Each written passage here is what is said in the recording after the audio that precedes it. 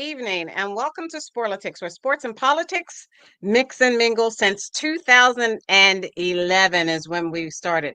Joining me tonight is Aguna, the Nigerian moderate Republican.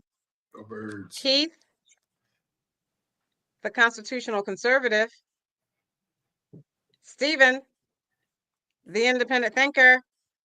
And maybe showing up tonight is my cousin Todd. South Korean president declared martial law in his country, then undeclared it.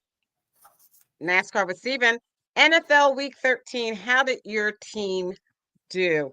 President-elect Trump has more cabinet picks that we'll talk about. College football Week 14.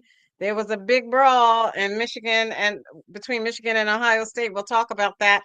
President Biden, there is still current president, President Biden.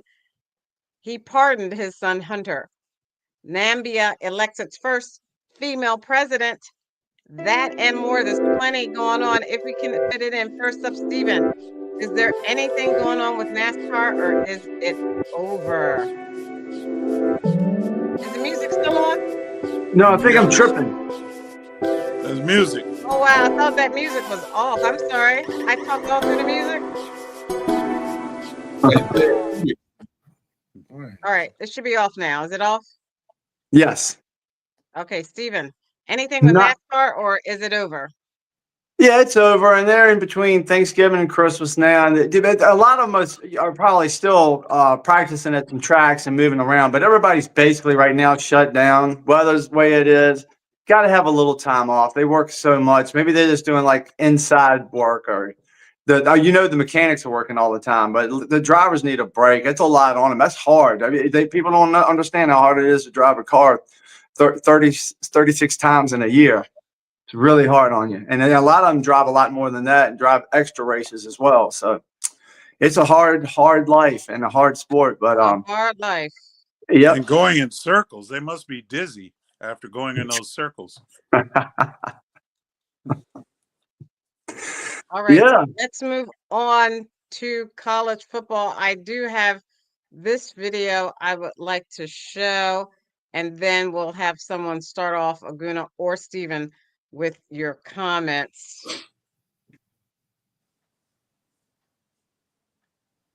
All right, let's turn to college football now, and a wild scene on the field after Michigan got the best of their rival number 2 ranked Ohio State. ABC's Ike Ajachi is here with that. More of the action.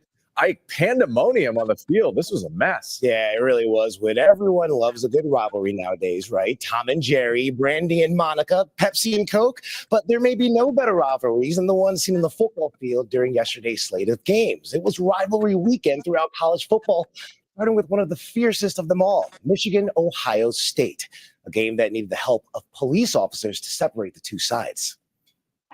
Michigan versus Ohio State, one of the fiercest rivalries in all of sports, taking an ugly turn Saturday. And now there's some skirmishes going on the field. Number 2 Ohio State's battle against Michigan turning into an all-out brawl. The fight overshadowing the Wolverines' surprising upset of the Buckeyes 13-10. The visiting Wolverines coming into the game almost a 20-point underdog. Incredibly ugly scene for a beautiful rivalry. Right after the final whistle, emotions running high on both sides, especially after a Michigan player's attempt to plant their team's flag in the middle of Ohio State's field. You guys are done. Your season's over. Multiple officers representing Ohio and Michigan deployed pepper spray. 2 Michigan players could be seen suffering the after effects. And now people want to talk and fight. That's wrong. This is bad for the game. Classless, in my opinion. These guys, are looking to, put a flag on our field, and our guys weren't going to let that happen. This is our field, and certainly, we're embarrassed with the fact that we lost the game, but, there's some prideful guys in his team that weren't just going to let that happen. Chaos also following another big showdown. This is not good. This is scary. This one between North Carolina and NC State. This is a dangerous scene right now. A huge fight breaking out after a player on the winning NC State squad also tried to plant the Wolfpack's flag in the middle of the Tar Heels' home field. Now, some other big takeaways from rivalry week. South Carolina beating Clemson, ruining their college football playoff hopes, and the number 6 Miami Hurricanes, the class of the ACC this year, losing to unranked Syracuse. Now, the Hurricanes will have to wonder how far they'll fall when the rankings come out on Tuesday. Guys? What a Okay, the rankings came out today. We'll talk about that. Aguna or Steven, who wants to go first about that fight between Michigan and Ohio State? I'll go first to get it out of the way. Oh, wow. Yeah, I'll just say, Okay. I'll just say at least they had padding on, so they're not going to be hurting each other too bad. All they had to do was put their helmet on, and I'm sure they would have been well, like warriors and just fight it out, I guess. They wouldn't hurt each other too bad. Not too bad. All right. Thank you. Who wants to go next? Yeah, I'll jump in.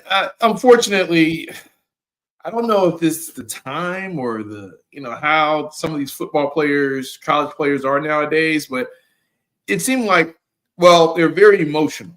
And I understand the disrespect because what Michigan was trying to plant the flag, they beat Ohio State. It's a big rivalry. It's big time. Coincidentally enough, Jason Avant, former Eagles wide receiver, was the one that got the flag back when the Ohio State players took it. But yeah, they didn't want the disrespect. I mean, I think it goes back a long ways, but now these players are saying, okay, we're going to get physical. They're emotional. at the end of the day, all that aggression should have happened on the field. I know Ohio State was pissed off because it's like, that's all you got, right? Michigan beat them. It was a rivalry game, but Ohio State's going to be in the playoffs. Michigan is probably going to be in a bowl game, like the CarQuest Bowl or whatever. So there was that talking going back and forth. But it's really unfortunate. It seems like because of social media and those things you see, it's on television, so you're going to see a lot of this stuff. But, yeah, I think, I don't think any of the players were even suspended or anything like that. So it just seems like these players nowadays are a lot more emotional, and they're quick to try to throw blows versus, hey, you win, lose, whatever.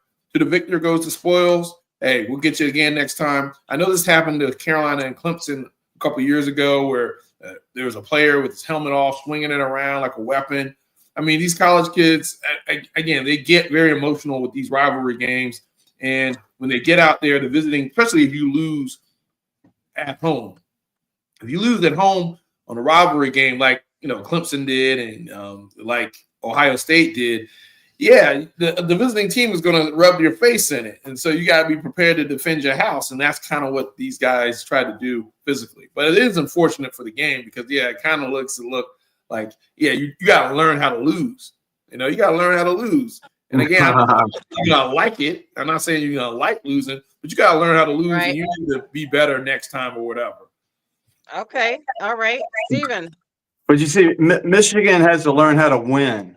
They already had to win. All they had to do was smile. That's all they have to do. They've already crushed them in their own home.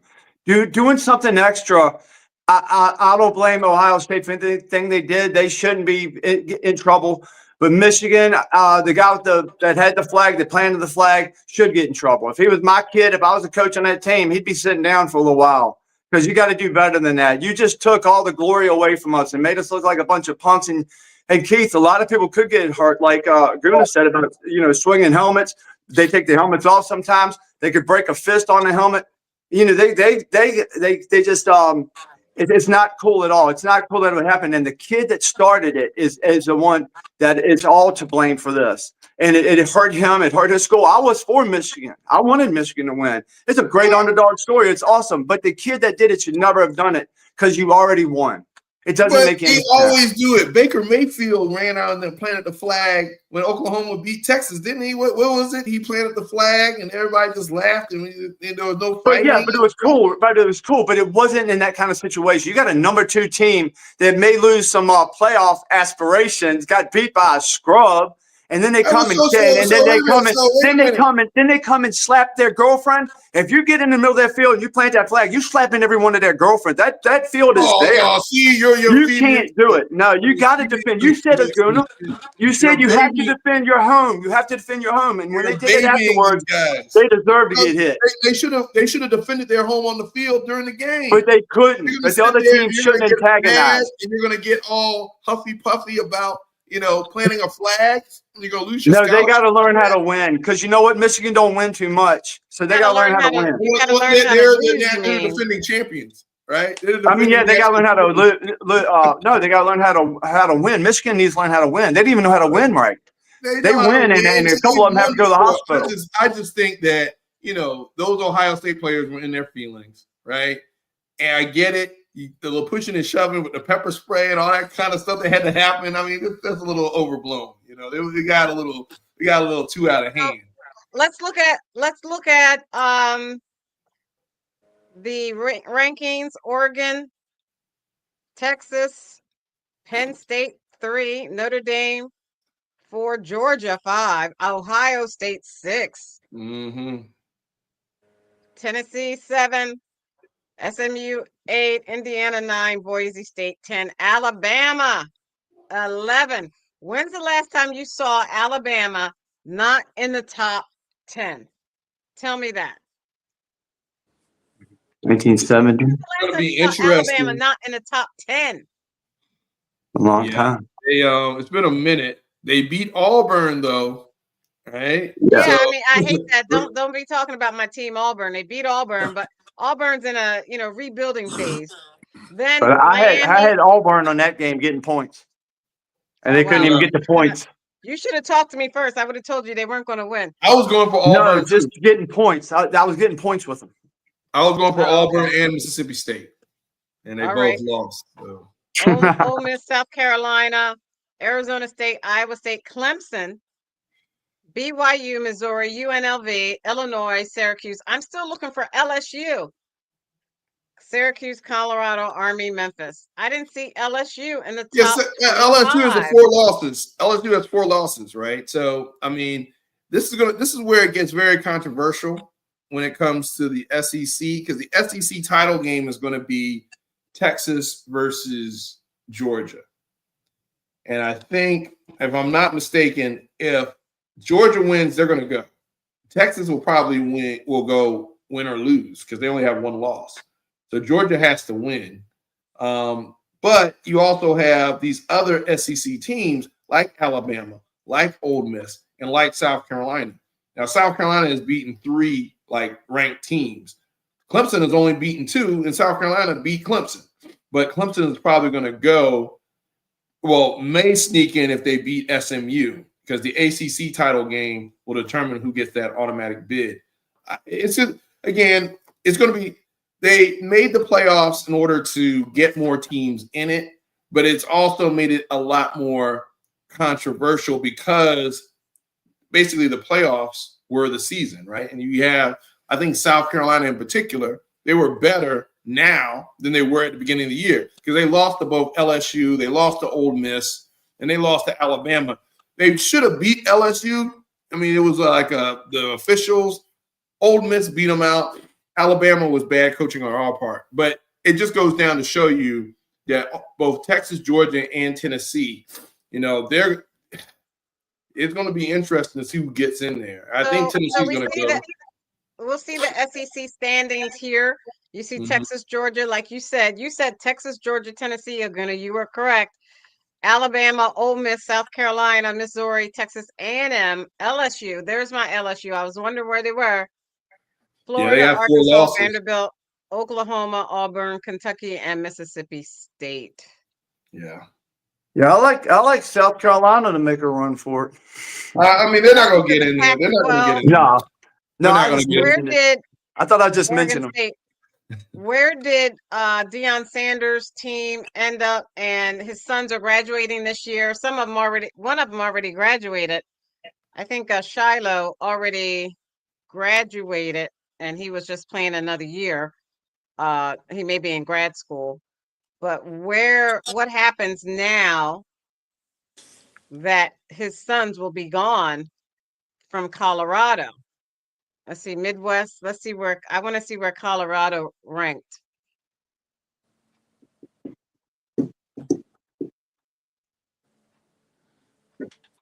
They had to be here, right? You guys still there? Yeah, you're an independent, and you need to go to the conference. Right. What conference? The what you call it? Isn't it the Pac or what is it? Pac-10 or what is it? Who's she looking up? Through the Pac. Pac-12, SEC, SEC, MW, Yeah, FBS Pac- Independent, Pac-12. ACC. I thought he was Not Pac-12. the I don't see ACC. the Pac-12. Oh, There, Pac-12. I didn't see him there. Let's look. Washington State, Oregon State. That's all they have ranked. oh well, I mean, not they moved. The what you call it? Oh man, let me hold on a second. I'm drawing a blank. I'm gonna stop sharing and find out where they are. Colorado. And so, what is Deion Sanders going to do since his In the son's Big first year? 12, Is he Big still gonna 12, coach Big 12. They're in the Big Big 12. 12? Yeah, my mind drew Oh, a here we blank go. for a minute. Wait, Yeah. let me share my screen again. Big 12. So, what's Deion going to do? That was my original question. Now that his He's son, gonna go and coach at Florida State. No, I'm just Wow. kidding. He's not. He's gonna continue to coach there. I mean, the turnaround for Colorado's 7-2, so they ranked under BYU and above Baylor, TCU, Texas Tech. Okay, so they ended up pretty nice from where they were. Arizona State was one, then yeah, Iowa State, BYU, and then the Colorado Buffaloes. So they ended up fourth. Not yes, bad, Arizona not State. bad, I not believe bad. Arizona State and Iowa State play in the conference title game, right? So the winner of that's going to go to the playoffs. Okay, so to jazz that up, where's prime time going? He's going to stay there. I don't think he's quite ready to go to the NFL. You say he's not ready for prime time? And I don't think he's No, ready we for said prime where's time. prime time going? No, I was just He's kidding. not going there. He's going to come back. He's going to try to make a run. He's going to try to make a national title run next year. He could. But his sons aren't going to be there. You know, then what? That may be a good thing. I don't know. There's speculation about where Shador is going to go in the draft wise. I think he's definitely going to get drafted at some level. I don't think he's going to be a first round pick. No, he's not going to. He probably won't be first 5 round. No, he'll Right. be maybe third or fourth round. I don't even know about that, but we'll see. We'll see. I think he'll go third or fourth round in the draft. And then he may come to Philly.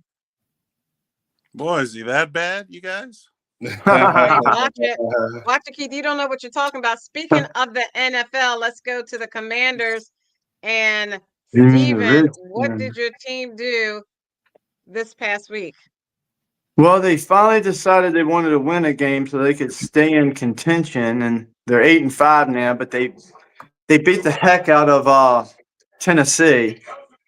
Had 21 points in the first quarter. I wish they could have played like that when I saw them playing at at Washington, playing Dallas, but they didn't play that well. It's a really crazy game, one of the craziest games I've ever seen. But this is good. Another win. We get a week off. Everybody can get a little bit more healthy. Eckler's hurt. Quarterback stays hurt. You know, it's basically that's the way it is. But there's only 4 teams that have a better record than we do right now. So I'll take that. It's what week 14 we're going into. We have a bye week, and I'm only 4 teams in the NFC. So that puts us in pretty good company, and we're looking forward to it. We got I think a kind of a soft schedule coming up. I hope nothing's easy, but we'll see what happens. Great year so far. Couldn't be happier. Good for you, Aguna. The Philadelphia Eagles. I must say, I'll let you say what you have to say. Then I want you to let me talk about that football game. Go ahead, Aguna. Yes. I mean, it was a statement game. It was definitely a statement game.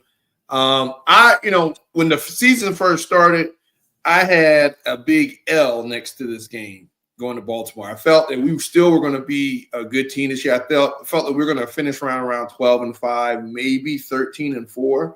But this was one of the games that I definitely had circled as we may not make it out of there unscathed. We went to Baltimore. We contained Lamar Jackson. We slowed down the Baltimore offense, and our defense really stepped up. And our offense, started slow, but got it going in the second half. And, of course, Saquon finished them out. So it was a statement game. We did it on the road.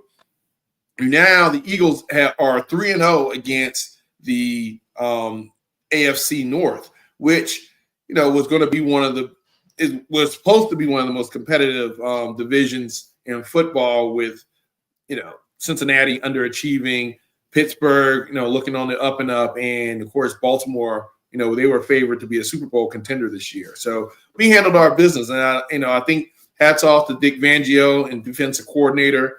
We got the rookie Cooper DeJean out of Iowa. White Excite.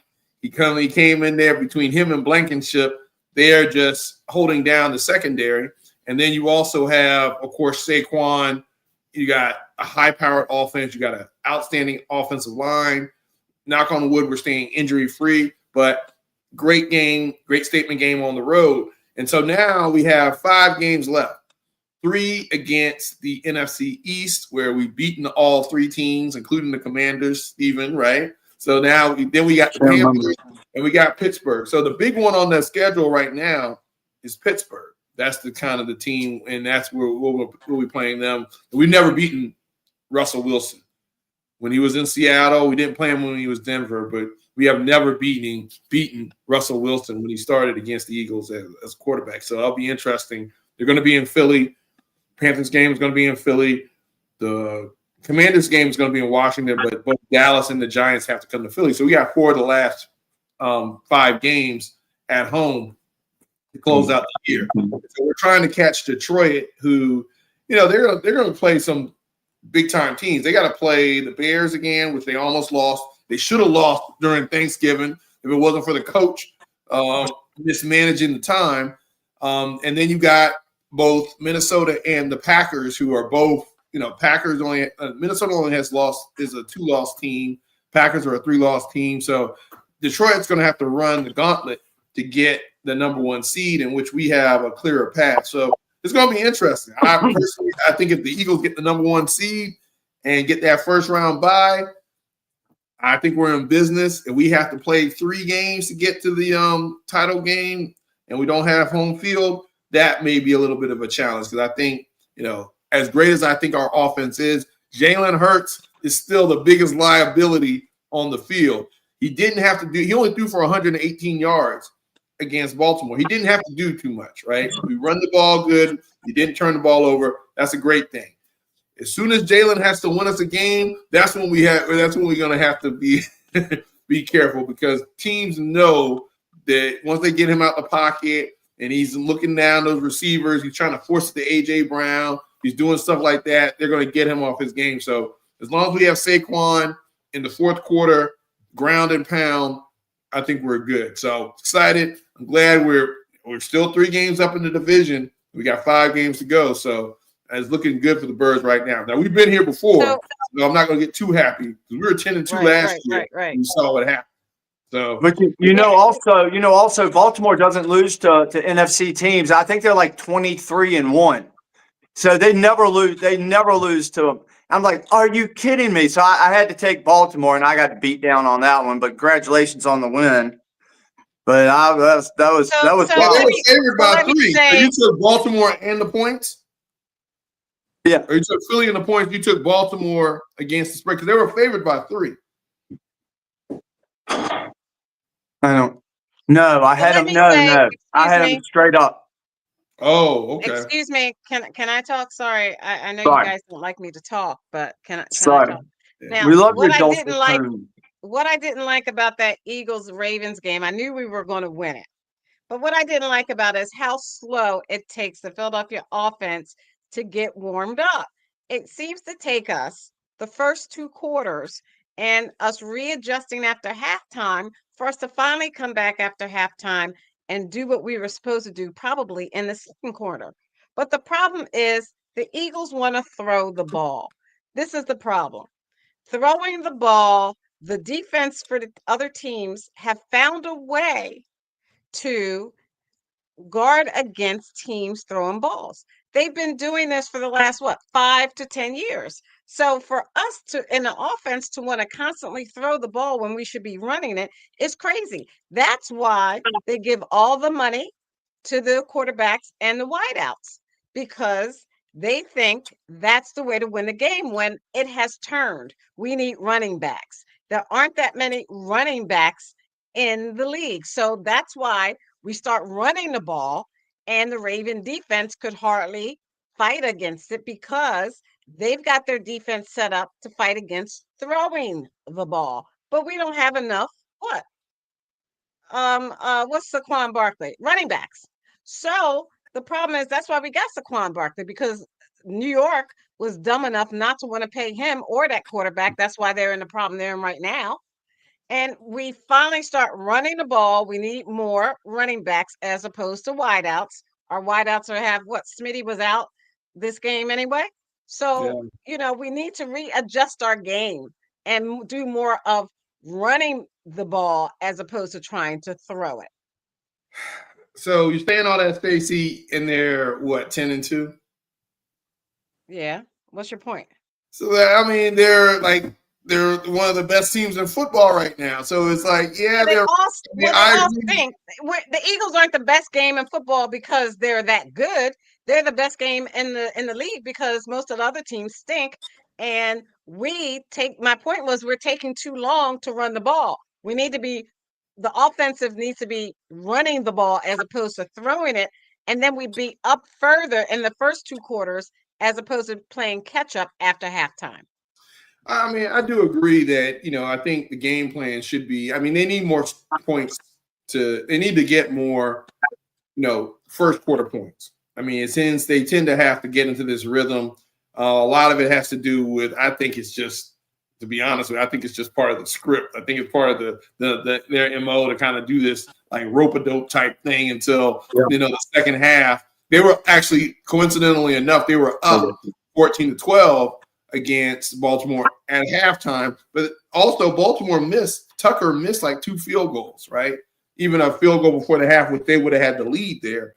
So that being said, it may be part of just the game plan to kind of figure these other teams out. I don't agree with it because I'm like, go in there and beat them down when you got to beat them down. You don't want them to come back like Jacksonville did, almost came back. You don't want to have to always battle from behind because it seems like even the Dallas game, the Rams game, both games I went to, it was like they had hope in the first half. You had the Cowboy fans talking trash, jumping around, and then next silence. Same thing with the Rams, right? So I agree. They do need to run the ball more. They need to keep it out of Jalen's hands. But at the same time, you don't pay those receivers what you pay them and not get them the ball. You're not going to you got to feed AJ Brown. You got to get more running backs and you got to change that offensive game up. You got to get more running backs. And you got the league's leading rusher. You got the league's leading rusher. You got one of the league's leading rushers. Yeah, but don't let him get hurt. So they're running the ball. Let's get points early. Let him get hurt, and then what do you have? You don't want that, knock on wood. You can't speculate. At this point, that's part of the game. I don't want to speculate, right? You can't speculate. At the end of the day, yes, you want to control the ball, run the ball, but AJ Brown, you got to keep him happy. Smitty, you got to keep him happy. These guys are working on contracts that are incentivized based on catches, playing time, those things. That's the problem. They made dumb move, just like New York Giants made a dumb move and letting Saquon Barkley go. They made some opportune moves that they should not have done. They should have focused more on the run game. Every time they focus on the run game, that is not. Look, so here's the thing: they actually made a good move in signing both of those receivers at the time that they did because it was early on, and you saw what happened in the receiver room. You saw what happened with CeeDee Lamb. CeeDee Lamb, held out, and then he got paid way more than Smitty and AJ Brown. Look at Ayuk from the 49ers. He got paid. He held out, got paid, wasn't physically ready, now out for the year. The 49ers suck, right? So you pay the receivers. Let's talk about those Niners. And then, at the end of the day. Let's talk about those Niners. Well, my last point too, Stacey, is because they have such a young defense. Again, the defense is ranked number 1 in the league right now. And all their key players on defense are on rookie deals, except for the middle linebacker he's on a 1-year deal, one of the best linebackers in the league right now. They need to lock him up long term because he's going to be a free agent. But if you look at Davis, Carter, who is unblockable in the middle, these guys are on rookie deals. Nakobe Dean, rookie deal. You look at Cooper DeJean, Quintana Bay, Quentin Michael. I mean, Slay is probably out of here next year. Bradbury probably gonna cut him. You got Isaiah Rodgers. You got a lot of guys. Maddox is probably out. Jalen Carter. Jalen Carter. Yeah, Jalen Carter. I mean, he's the anchor, right? Jordan Davis, he's the anchor. I mean, Nolan Smith. You know, these guys are on rookie deals, and that way you can pay your receivers, you can pay a Saquon, you can have a high. And this is the problem. And this is my problem, though. And let me make it clear. I'm a Philadelphia Eagles fan through and through, born and raised an Eagles fan. I bleed green. I cry green tears. But I'm a realist, and I understand that the Eagles ownership is trying to get more bang for their buck. Anybody does, but not to the detriment. You know, they're getting away with it now because the other teams aren't as good. But you know, Aguna and Steven, back in the day, years ago, when the other teams were better, that didn't work for us. We always ended up being the bridesmaid that never was the bride. Well, I mean, you Right? play with That's the why hand it that took you're us so long dealt to in the get a time that Super you're Bowl in, right? So, hey, a lot of those teams, especially look at the Patriots. The Patriots went to the playoffs year after year because they were in such a weak division, right? They didn't have any competition. Teams were sorry. They got to the playoffs. They made a run. They won 2 or 3 games, or they won the games they had to do. So for me, for the Eagles in the next 5 games, we got to stay healthy. We got to, keep it simple. All Jalen Hurts has to do is manage the game. He doesn't have to win the game. He just manages, hand the ball off, and then on 3rd down, get it to AJ, get it to Dallas Goedert, get it to Smitty. I mean, it's a very simple offense right now. If we had a better quarterback, it would be lights out. We had Aaron Rodgers, somebody that could look off coverages and do all this kind of stuff. It'd be lights out right now. But we got who we got. We got Jalen. So you're right. Don't pass the ball. Don't force him, because Jalen's only going to make one read. He's going to take off and do something like that. He's kind of like Lamar Jackson in that regards, but Lamar has a much better arm. So at the end of the day, I'm okay with 10-2 right now. I'm okay with it. Let's get 2 or 3 more wins. Let's get in the playoffs. Let's win a playoff game, because Sirianni, he needs to make a run this year. I mean, he needs to win 1 playoff game. Well, they need the money. They want to get the bang for the buck. But Aguna, you sound like someone who's used to low standards, and you just want to take it one game at a time because your standards are so low. I'm a realist. I've been. It's not that I have low standards. I know I've been an Eagles fan long enough to know what bad looks like, and we not bad right now. This ain't. It's the coach out here. Bad. I gotta agree. I agree with Aguna, Stacey. I don't know why you're doing this right now. Y'all are doing really. Everybody, we're all envious of you. Us down here below y'all. The Commanders in Dallas, they haven't won since the 90s. Right, and I couldn't be happier right now that we're in contention. Before you said anything about the boxing, I wrote down strategy like a boxer, Aguna, before you mentioned that, because that's what they're doing, and what they're doing is right. They're lulling the other team into what they want to see themselves. So that's what they're doing. What they're doing right. If they've only lost 2 games, I wouldn't change a thing right now. Maybe throw a little play here, a little salt here, a little pepper there. But I would keep things basically where they are, because it ain't broke. So you can't. Yeah, but the problem with that is the problem with that is Dallas is looking. They've got nothing to lose. They're looking to win. They're going to try to go find our weaknesses, since we're doing the same thing over and over again. Pittsburgh, you really got to watch out for Pittsburgh. I mean, Pittsburgh isn't doing that great, but those type of teams always want to come out with the win at the end of the season, and they have a point to prove because they're going nowhere, and nowhere fast to the playoffs. So I mean, let's get real. Let's play smart. And I got to move on anyway. Anything else with sports before we move on to politics? Oh, I don't know. Just stay healthy, everybody. Just stay healthy. Stay healthy, and we're coming for the Detroit Lions. We're coming for the Lions. That's all I gotta say. And I hope the Lions. Watch out for the Redskins. By the time we play y'all again, they'll call us the Redskins. I doubt it. Let's go straight into politics. And Keith, I want you to talk about President-elect Trump's administration picks. Well, I have to be honest. I don't know these people. Not all of them. I know the ones. I know the ones that he picked, but we'll just have to see. I mean, what else could we say here? You got to give him a chance to screw up, as you might think people might want him to do. You got to give him a chance. So he has the right constitutionally to choose his team. So he's doing it just like Joe did. More specific. Let me be a little bit more specific. Let's talk about President-elect Trump's pick of Matt Gaetz to be Secretary of State. To be Attorney General. What happened with that? His pick for Florida Attorney General Pam Bondi. His pick for Secretary of Defense Pete Hegseth, and his pick for the FBI Director Kash Patel. Let's start with those. You said you don't know any of those, right? Yeah, I know. You don't know who they Gaetz. are. I know Gaetz and I know Bondi. I like the lady that he chose instead of Gaetz. When Gaetz stepped down or withdrew, the lady that took his place. That's she. I think she's a better choice anyway. But that's all I can say on that end. I don't know. And see, if this was for Attorney General, well, I don't know. I'm not going to say what I'm not sure about, because he was a senator. I mean, he's going to go from there to being the Attorney General. I don't think that would have. I didn't like it, but he was a congressman.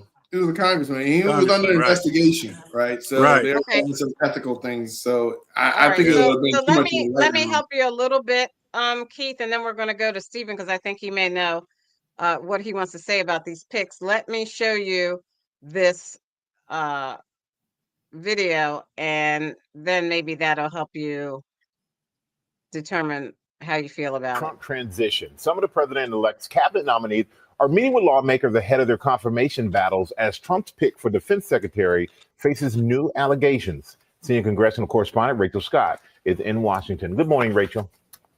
Hey, Michael, good morning to you. Yes, and these new allegations could set the stage for a bruising confirmation battle for Pete Hegseth, who Trump has tapped to serve as his defense secretary. And he will certainly face questions about it as he makes the rounds on Capitol Hill, meeting with senators.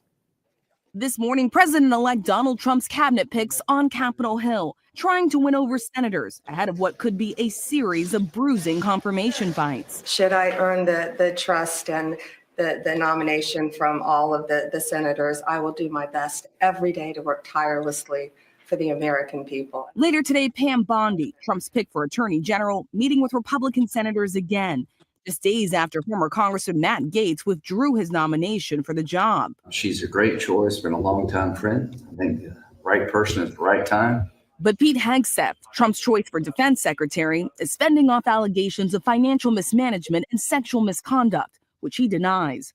According to The New Yorker, Hegseth was forced to step down from leading two conservative veteran groups, in part because of accusations of mismanaging funds and abusing alcohol while on the job.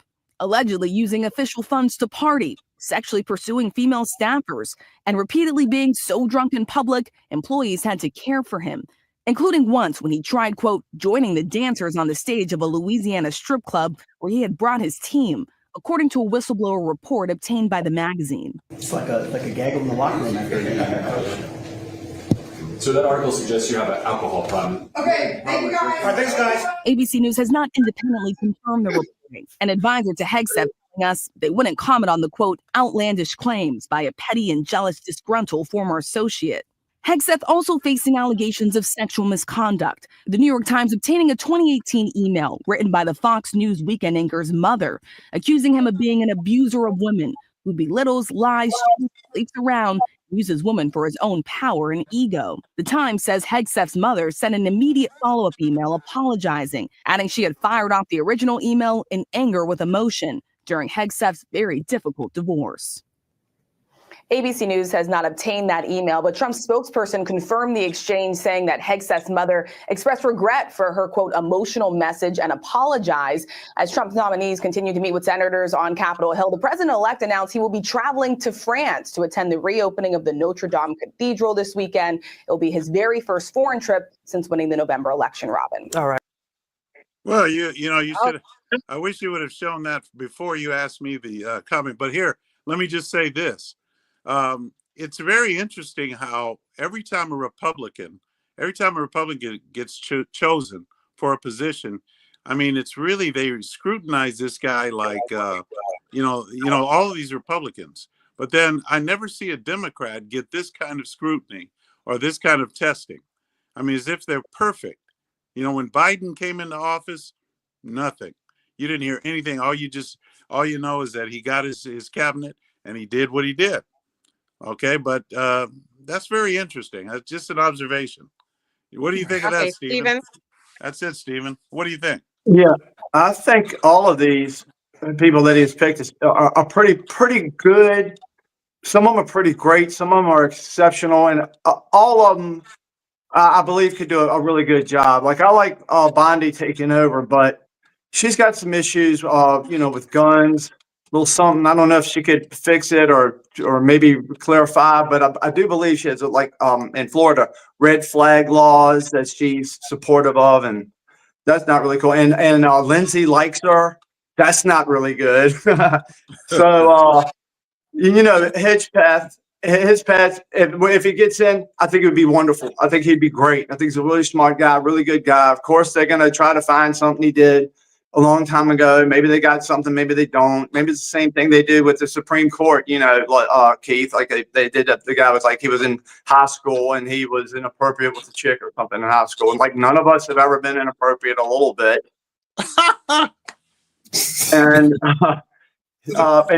Kash Patel, he's going to be a steamroller. I hope he gets in. He's good. He's one of the best picks that I think Donald Trump did. He's not just a loyal guy to him. He's loyal to the Constitution. He knows the right thing to do. He will do the right thing. He will take care of all of the business that needs to be taken care of. And it's a wonderful thing. All of these picks, they can do what they need to do. And they should all be passed through. And everybody that's a Republican should vote for them. Everybody should. The Democrats won't, but every Republican should vote for them because you are there under the tutelage of Donald Trump. Because of him, you're basically there. You can stay there, and you'll get more popular. So if it's the people who go against Trump are the ones that are left behind, ask everybody that's gone against him. They're not here. They're gone. So if you don't vote for him, they're gonna find a way to make your life miserable. So Stephen, notice put these guys through and stop playing. Notice the Democrats. Wait a minute. Let me play this. Let me play this, and Am I gonna get a comment? Guna. Oh, go ahead. No, yeah, Guna's next. What he wants to do on day one. Let's listen. I'd shut down the FBI Hoover building on day one and reopening the next day as a museum of the deep state.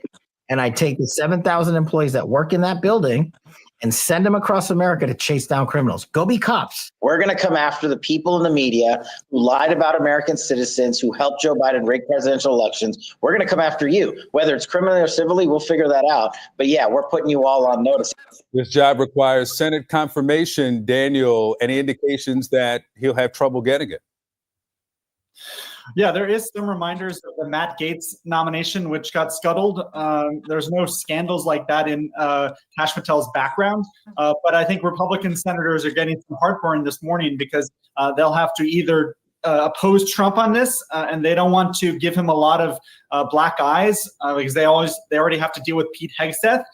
And I think they're probably recalling an episode when Trump tried to put Patel in as head of the FBI, and Bill Barr said, "Over my dead body," and blocked it. And so what's interesting about this move is that Trump actually put in the FBI director, Chris Wray. He's a Republican appointed by a Republican, but he is not seen as loyal enough.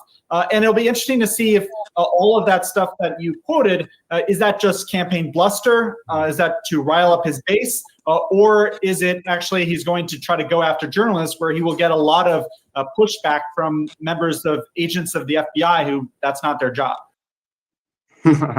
Okay, We'll see Aguna. about that. So here's the thing, and I'm gonna have to disagree with Keith a little bit on Democratic scrutiny. Right?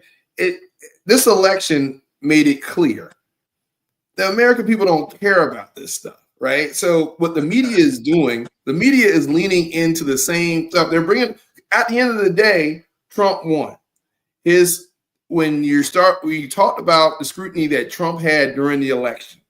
Whether you agree with the felonies, you agree with the womanizing, all this other stuff, they voted for him anyway. So what the media is doing now is they're bringing up the same playbook of scrutinizing this guy's past history, and the American people are like, hey, we don't care.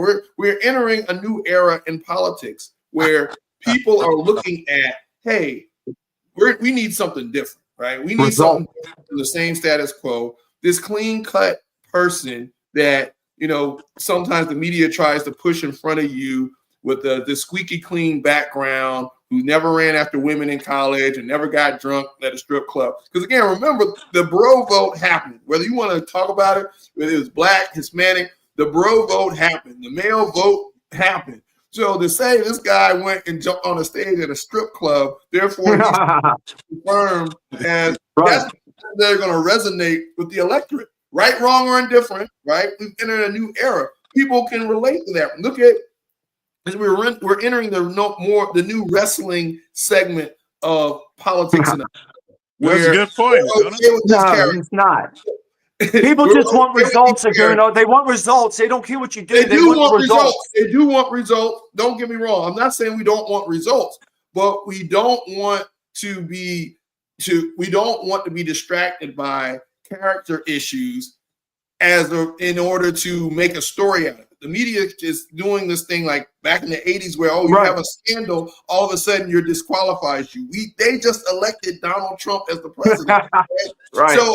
So to say that this guy went to a strip club, a lot of us who went to college and were in fraternities and stuff like that may be able to relate to some of the things that he's done. So to make that unconfirmable at this point in American politics and this point in history where a lot of us may be able to relate to some of these things, again, it's not a disqualifying factor. So if the media runs in there and says, hey, look at him, he did this stuff, it's not going to resonate. If they say from a policy issue, he used to vote on this or he didn't do this, that may be a little bit more. But the American people, for the most part, have decided that these type of issues being personified in the media don't matter as much as they think it does, right? Because again, brilliant analysis. But they never learn. That's why I disagree with you to say, hey, the Democrats, fine. The Democrats can be squeaky clean and have less scrutiny, but what is the election proven? It doesn't really matter with this new segment of the population. So again, they're not squeaky clean. They just don't go. We don't go through them with a fine tooth comb like the left does. I mean, yeah, you they do everything to stop it. I mean, trust me. If this was a Democrat, you would have an issue with it. You'd have an issue with him being I would not. No, I'm not a Republican. I'm an independent. You would.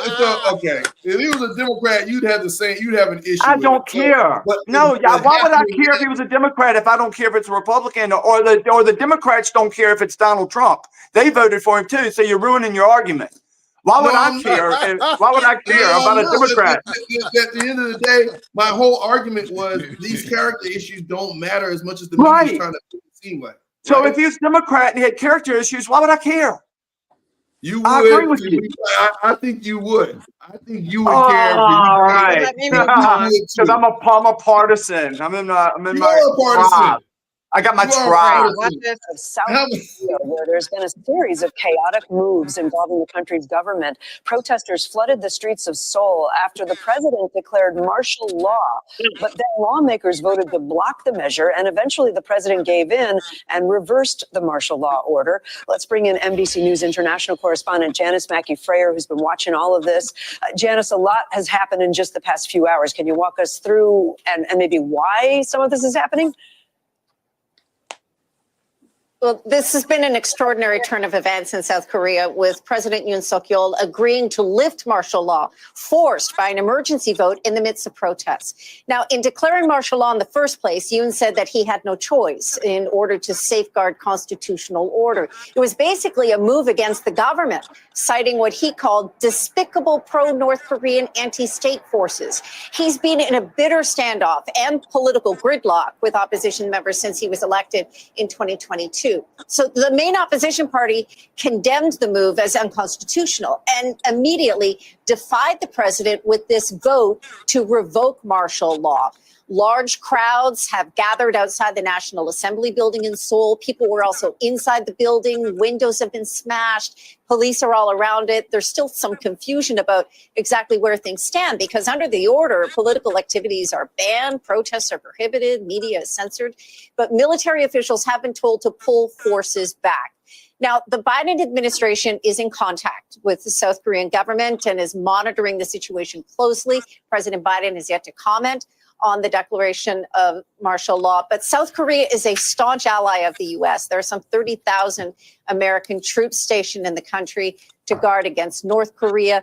This is a political situation that's still shaky. It's still unclear. And people in South Korea stunned by what's been unfolding overnight.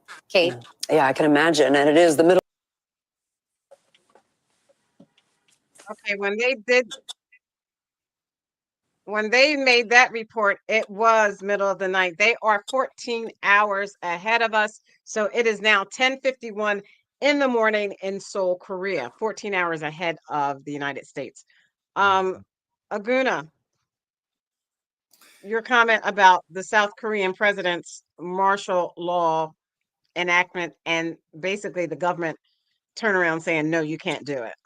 Yeah, so this is where in democratic nations, you got to kind of keep the executive branch under control a little bit. I think this guy has had a lot of controversy.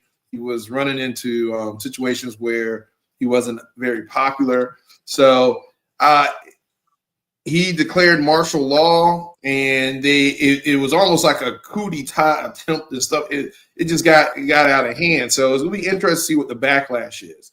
One of the things, I think the military tried to enter parliament or something like that, and they stopped or something like that. But what if they had entered and they would have arrested people? And it just turns things into a chaotic situation.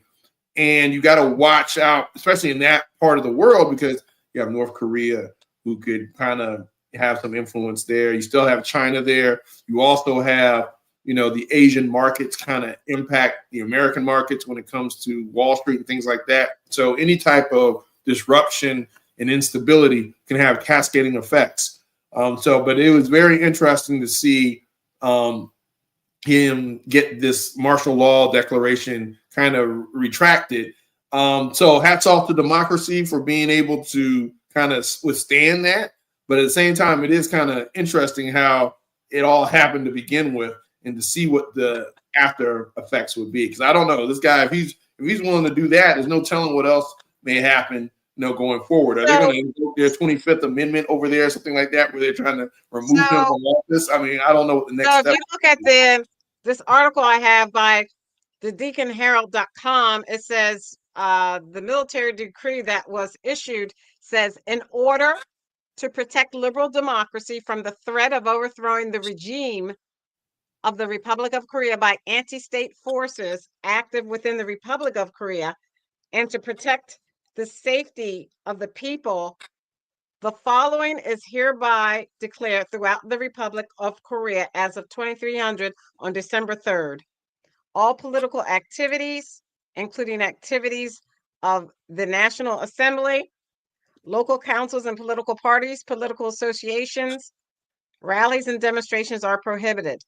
All acts that deny or attempt to overthrow the liberal democratic system are prohibited, and fake news, public opinion manipulation, and false propaganda are prohibited. All media and publications are subject to the control of the martial law command.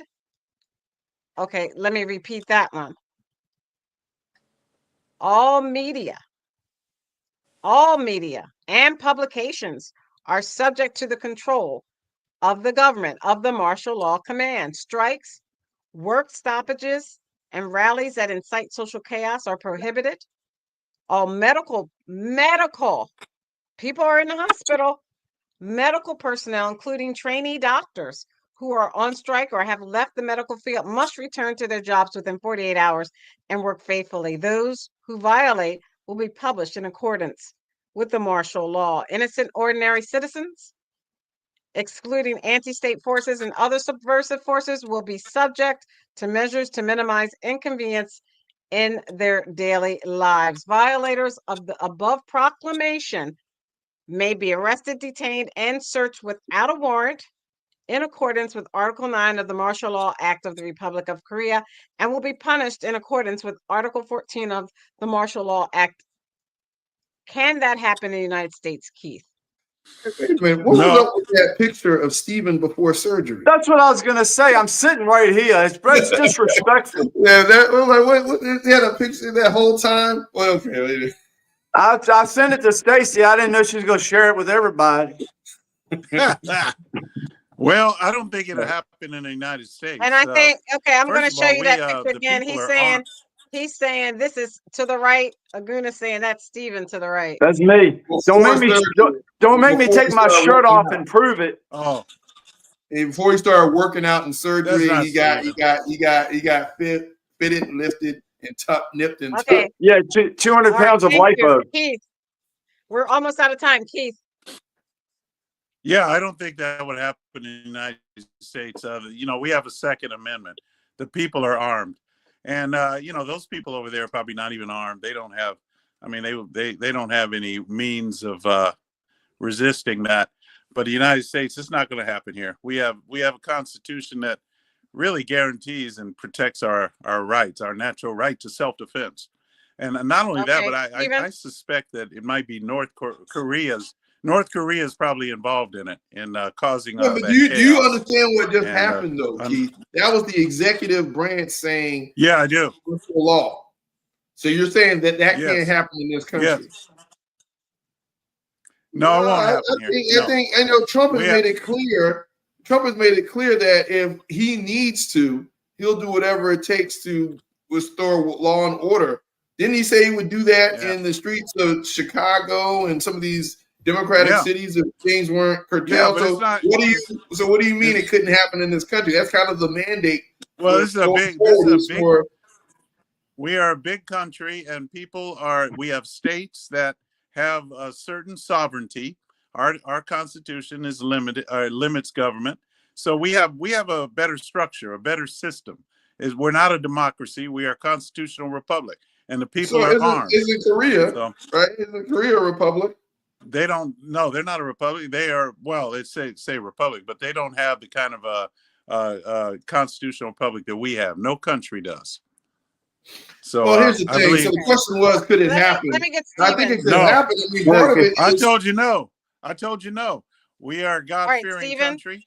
We have God on our side. Can that happen in the United States? Oh, yes, it could happen tonight. It could yes, absolutely. And there's nothing, Keith, we can do to stop it. They have technology. Our government has technology on their side, and they're getting better every day. Keith, we have the Lord. We have rubber bands, Keith. That whatever resistance that we would give would just get us killed in the streets. If they say martial law, stay in your house. If you go outside, they kill you. You don't have a chance, man. They got drones. They got everything. If they declare martial law and they mean it, there's nothing the citizens are going to be able to do it. We keep our basically. Keith, so you wouldn't want Keith. I'm surprised that you wouldn't want that though. It's not going to happen. I mean, the mandate, the Trump mandate, because with mass deportations, right? He has said that he could use and weaponize the military to help logistically to get illegal immigrants out of the country. But that's not martial law. That's not martial law. They're not the chaos that may ensue because of that may warrant the declaration of martial law in order to contain. I don't think the chaos will ensue. I think there is a possibility of it happening. Now, I'm not scared of it now. Don't get me wrong, because part of it is if it's a city, if you're in California, let's take California for example, and there's a riot or the crime has gotten out of control. Donald Trump has said he is Already willing is. to go in and use whatever means necessary to restore law and order, which may include declaring martial law if necessary. Would you welcome that? Well, yeah, we could have martial law, but I'm saying Stacey asked the question: could it happen the way it's happening there? No, it's not. It's No, not she going to happen. said, could it happen here? Like, Yeah, that's basically, what could she it said. happen? Well, we've had And martial. here, we've had- what happened we there had is the COVID. executive branch said, "Hey, you know what? Yeah. You know, there's powers that are going on in here. I'm making this declaration to restore order." And it came we out the had executive that. branch office. We You had know? that during the riots in Yeah, Los it's not Angeles. over in Korea. Okay, in Korea, it's not over. It's just on the stand. There's going to have to be a backlash. They need to resolve because again, there's three branches of government for a reason. There's a balance in order to contain and to maintain some form of stability. You need to have the checks and balances in place. And so I think it could happen in this country, but I also think that I don't know if it would be pushed back. I don't know if it would be necessary in that regards, to your point, Keith, because unlike in Korea, Parliament, you have the opposition party. And so the executive branch was doing that in order to scathe or fight off the opposition party, whereas here, you got the Senate, House, and pretty much the judicial branch are all kind of in alignment from a conservative standpoint. So why would you have to do it in that capacity? Now, you may need to do it in another capacity when it comes to crime in the city, but it wouldn't be in order to kind of get people in government aligned to your agenda. Because at the end of the day, you have the Senate, you have the House. I mean, Does South Korea have a Second Amendment? Do they have a Second Amendment? And do the people? I don't know. You can look it up. I don't know. Next week. I think they have some type of constitution, though. I don't know if it's the same wording or They whatever. said they have we don't know. So let me, we're out of time. This is our round table. Let me show this, and then we'll start with Keith, then Stephen, then Aguna, a response. U.S. President Joe Biden said on Sunday he had pardoned his son, Hunter Biden, who had been convicted of making false statements on a gun background check and illegally possessing a firearm. He had also pled guilty to federal tax charges. In a statement released by the White House, Biden explained his decision for the pardon, saying, quote, "No reasonable person who looks at the facts of Hunter's cases can reach any other conclusion, and Hunter was singled out only because he is my son." The White House had said repeatedly that Biden would not pardon or commute any sentences given to his son. The younger Biden, a recovering drug addict, had become a target of Republicans, including President-elect Donald Trump. In a post on Truth Social, Trump called Biden's pardon, quote, "an abuse and miscarriage of justice." Hunter had faced sentencing for the false statements and gun convictions on Wednesday. In September, he pled guilty to federal charges, failing to pay $1.4 million in taxes while spending lavishly on drugs, sex workers, and luxury items. He faced sentencing in that case on December 16th. The president said people were almost never brought to trial for felony charges over how they filled out a gun form, and he said others who were late in paying taxes because of addiction but paid them back with interest and penalties as his son had, typically received, quote, "non-criminal resolutions to their cases." Biden Sr. said he hoped Americans would understand, quote, "why a father and a president would come to this decision." He said he had made up his mind over the weekend while celebrating Thanksgiving with his family, including Hunter. Okay.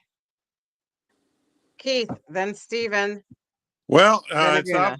it's obvious to me. I'll just say these 2 points. Well, 3 points. One, it's obvious that Hunter got away with it. It's obvious that he is, that justice has not served in this life for him, at least not at this point. So that's done. Keith, That being do you mind said, telling us what he got away with? What did he get away with? Well, he was convicted of those crimes, and so what crimes? What crimes? He was convicted of the crimes that he was tax. The tax crimes, the drug crimes. He paid it back. He Okay, paid the so taxes back, right? all right. So And then anyway, he look. put out a Well, form let me wrong. finish my statement. Let me finish my Let's statement. just- All right. let's So cut that context. you say he's innocent. Okay. You say he's I didn't innocent. say he was innocent. Uh, I well, said what are you trying? that he Okay. Well, paid the taxes back let me and finish he my filled out the statement. form wrong. Well, let me finish my statement. You can go into yours when you get All to your right, turn. go ahead. I'm just saying that, okay, so he got away with whatever he got away with. Obviously, he got away with something because otherwise the president would not have had to commute his sentence, or he would not have had to give him a pardon. Why would the president pardon him if he's innocent? All right, so that's number one. Number two, he's not going to get away with it because I know that that there is a Lord, there is a God in heaven who will judge all men. All of us will be judged, and he will be judged accordingly. So whatever a man sows, that shall he also reap. So he's not really getting away with anything ultimately. And then number three, here's the last thing. I love this. You and said I don't see how. Why I said two. So here's the third one. I don't know how Aguna could disagree with this, but he probably will anyway. My thing is, Biden has no power. He has no position of power that would influence or affect any of us. All right, Stacey, you're safe. I'm safe. Aguna's safe, and so is Stephen. He has no power. So his life is his life. The rest of his life, however many years he has here, he's not going to be able to affect us. That's Okay, it. thank you, Stephen. Okay. He pardoned him from Keith from 2014 to 2024 and all of the criminal activities that the family's been doing. It's the most corrupt president we've ever had. We have never had a president this corrupt. And this is why he pardoned him from 2014 to 2024. That's in 2014. He was on the board of Burisma. He was in the Ukraine threatening, if you don't get rid of this guy, I'm not going to give you any money. Quid pro quo. It's all in everybody's face. Everybody knows that they're a criminal organization, and they're just they're completely trashy. But you know what? That's not over either. It's not about his boy, and it's not about Donald Trump. What it is they're going to come after them. They'll come after them civilly. They've got all the information on them. This is not done just because it was pardoned. And he's going to pardon his brother. He'll probably pardon himself. He's got to do all that because they are guilty. All of them are. They have all of the records. They have everything right now. And they're going to get more information when President Trump gets in there. He's not president-elect anymore. He's President Trump. He was president before. He can be president again. It's President Trump. You're probably going to call him president-elect 6 months into his. He haven't been there for 6 months. Got to call him president-elect. No, well, you heard he's not. Yeah. He's not corrupt. He's not corrupt. But Biden is. But Biden, Obama, Hillary, all of them are corrupt. And this nation has turned its back on their corruption. And everybody, even Aguna, anybody with any sense, is with Trump now. He knows this was a horrible thing that Biden just did. But that's okay because when his boy's going to be in court, he can't plead the fifth. He can't. He's got to talk. He's got to tell what's going on. And all of this is a big bunch of crap. Oh, my little baby boy, my little boy. You heard it, Aguna. No, everything is upside down, and even people like Biden, nobody understands. The whole world changed. It's not that much. It's not just a little bit. The whole world has changed now. Thank it's you. Upside down, and the good guys won. Yeah, you heard it, Aguna. Look, man, I hear all this. Look, I hear all this, and I know we get emotional on this show. Like, he pardoned him based on the charges that were brought against him, and he was found convicted of, which was. Wait, that's not true. That's not true. That's not true. He pardoned him for things he did from 2014 to 2024. Okay, he didn't pardon him for those two things. Okay, he didn't pardon him for two things. I didn't interrupt you, by the way. But you're telling a lie. Stacey just played the clip. They said you're telling that's a lie. Two things, right? For filling out a form for a gun wrong, right? He filled it out wrong because he was addicted to drugs. And then the other thing was that he that apparently he had some back taxes that he paid off. Okay. A lot of that stuff. And again, this is what they found. He went to trial on this stuff. He was found convicted of it. And they still wanted to retrial him and do all this other stuff. At the end of the day, if what you're saying is correct, Stephen, they want to go after him civilly and do all this other stuff, have at it. Whatever. But what he pardoned him for, now go right back to the defense secretary pick. I'm in the middle on this. What America has said, these type of things, people don't care about. We don't care. Hey, I filled out a form wrong because I was on drugs. Is that something that we want to go and do? Now Stephen's like, we got to go after him. We got to do all this. He's going to come out and Joe Biden and all that. You're doing grievances. America wants to move forward. We elected Trump because they are criminals. Different. We didn't elect him to rehash all these things and try to bring justice of stuff that's not. What do we even? Yeah, we need justice. Let's move yeah, we need on. justice. Okay. Get over Thank it. you. Yes, they Thank won. you, Come Guna. on, let's need make justice. the country great again. Why are we We focusing need on justice Biden and something because that we they don't hurt. care about? We They don't hurt care about our this Thank you, country. Aguna. We Stephen, don't thank care you. about this stuff. Okay, thank you, Guna. Stephen, did you hear Aguna say, let's make America great again? Oh, that's Yes, hilarious. he's saying it all the time. Right? You're He's going saying it after all the Joe time Biden, without and even you want to look saying for it. laptops. You want to look for laptops and all this other stuff. You want to run it and do all. You're getting all emotional and Why stuff. are you protecting the Bidens? Why are you protecting them? I'm not What is protecting in it them. for I'm you like, to protect I'm them? over it. They are a Okay. criminal organization, and Biden it's been has, proven. So let me ask you something, Stephen. It's not How because is of that two going to things. impact your life? How is that going to impact your life? It impacted the United States negatively. What they did was I'm asking, how did that impact your life? the things that Joe thank Biden you. has done has impacted everybody in this country. Thank you. Thank you. We have a I call. don't We think have a America viewer. cares. I want inflation. I don't want inflation. I don't want all this other stuff. You're running after the Bidens like they're the boogeyman or something. They're a criminal organization. Excuse me. Trump won. Let's move on. Aguna, thank you. We have not a foe on. Welcome to Sporlitiks, where sports and politics mix and mingle. We're talking about President Biden pardoning his son and your comment about that. Yeah, long time listener, first time caller. Hope you guys are doing all right. Very spirited conversation. I'm sure this person has really researched well and figured out, all of his points. I think that guy is aggressively, intellectually laying out a case that must be studied. That's interesting. But now, typically, this is a non-story, raggedy news cycle to where we have one standard for one set of folks and another standard for another set of folks.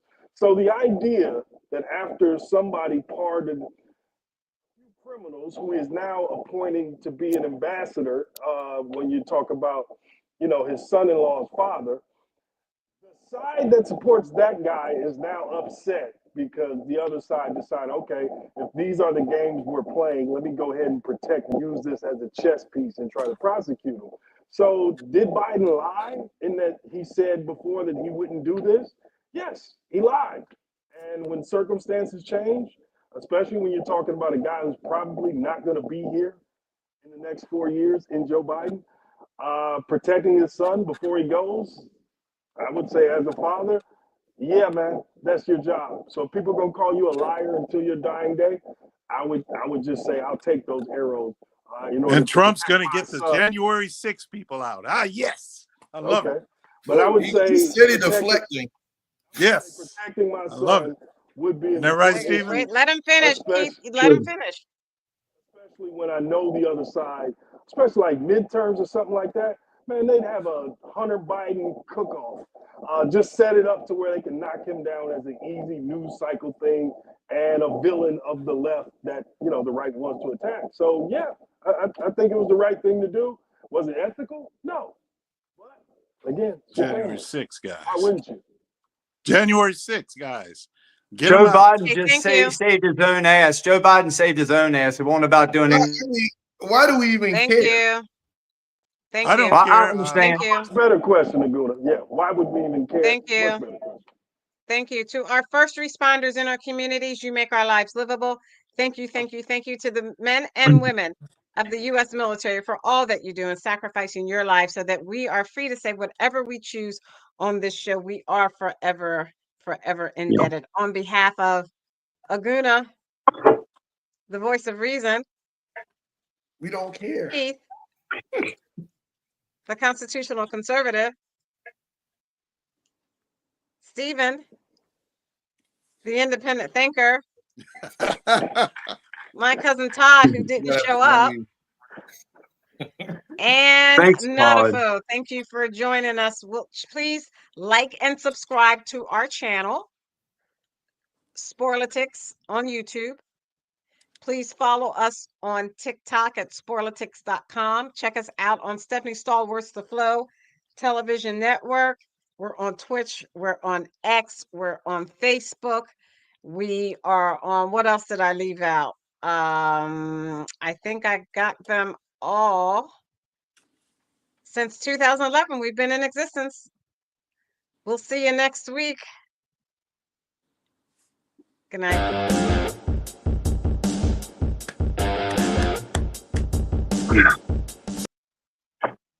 Okay, Well. is the music off?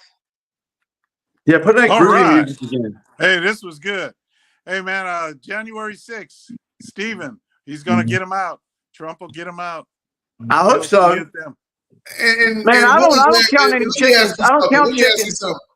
What is that going to do?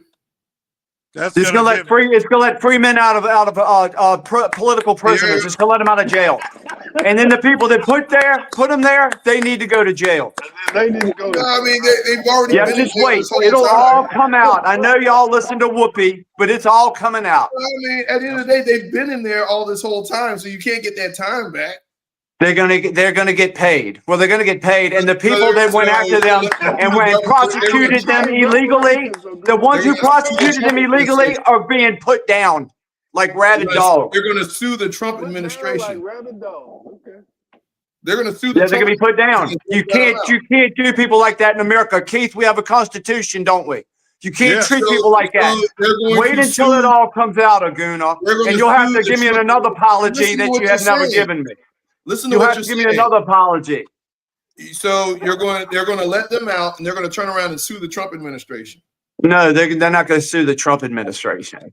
Who are they going to sue? They're going to sue. They're going to sue the Washington D.C. or wherever they were at. Then when they got railroaded, they're going to go after them. They're going to go And after those them. people, It's the those people that put them in there That's should the go to gov- jail. that's the federal government. Justice is coming. Justice is coming.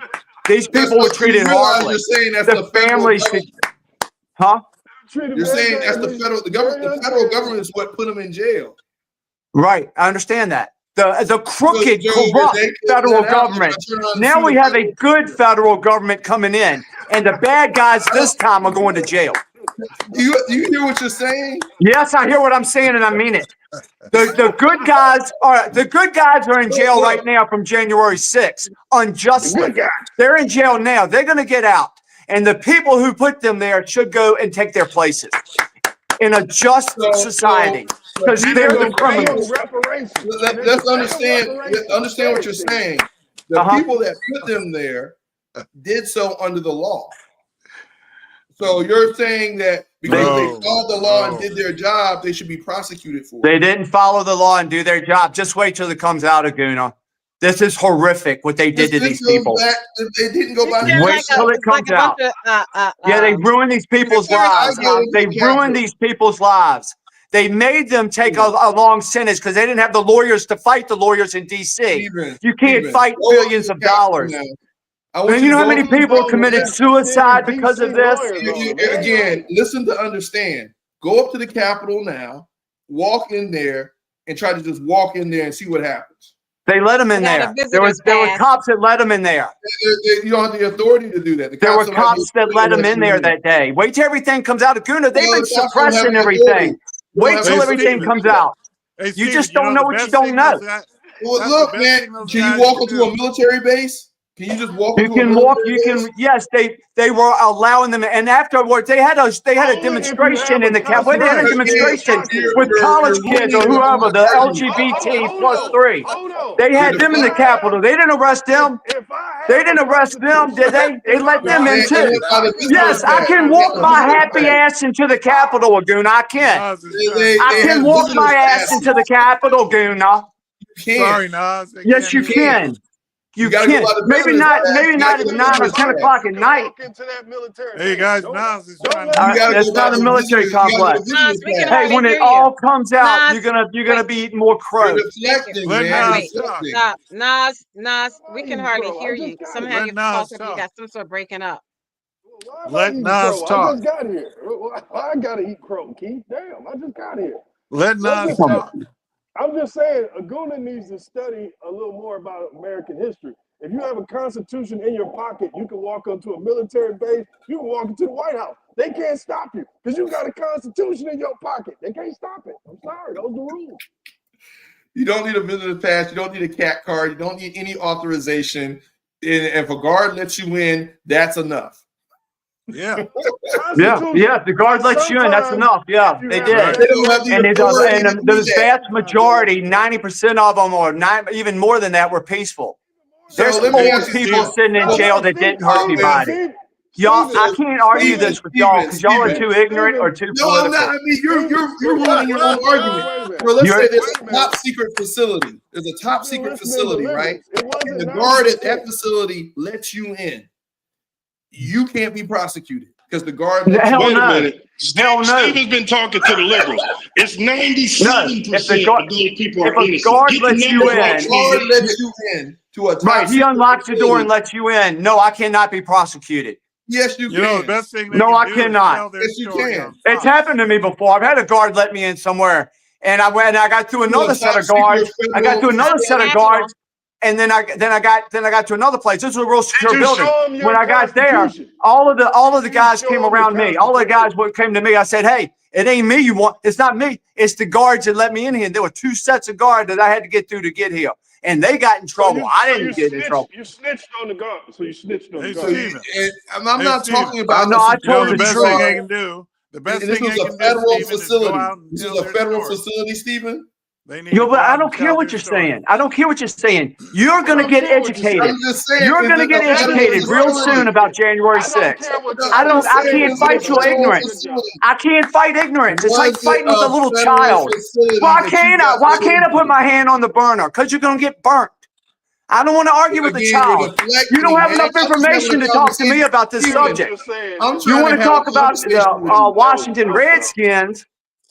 You don't have enough information to talk to me about this. No, you don't. You can't hang with me. And I probably can't talk to you about having. It's all coming back.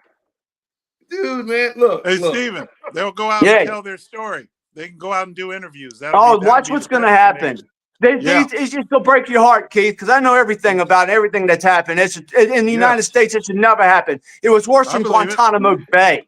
It was the worst thing that's ever happened in this. One of the worst things that happened. We're supposed to be a civilized country. They went after these people with everything they had. And that's what the left did. That's what the deep state did. And their ass is grass. It's coming right around the corner. So just watch and learn, because the truth is coming out. The truth will always set you free. And it's going to set free the guys from January 6th. That's what's going to happen. Just sit back and enjoy it. Get your popcorn ready, Aguna. Get your popcorn ready. Again, what? If the system allows them to be prosecuted, I can't do it no more. Aguna, I can't. This is like you trying to teach me. What was that thing you were trying to teach me? Like, what was it? Equity? What was it? 3 letters or whatever. They went away. What was it? Something, equity, whatever it is. I didn't want to hear it then. I don't want to hear what you think you know about January 6th. Because what you know or what you think is not relevant right now. Yeah. What was that called, Keith? When you had to do it in your businesses and all that. You had equity, something. Don't nobody do that now.